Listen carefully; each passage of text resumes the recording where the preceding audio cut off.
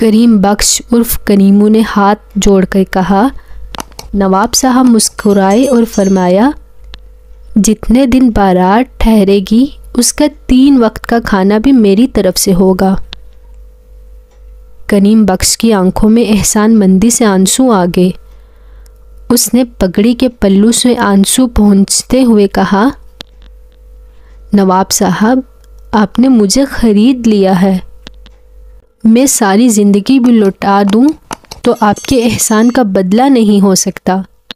نواب صاحب نے کہا، میاں کریمو اب میرے بنگلے کا افتتاح تمہاری بیٹی کی بارات سے ہی ہوگا۔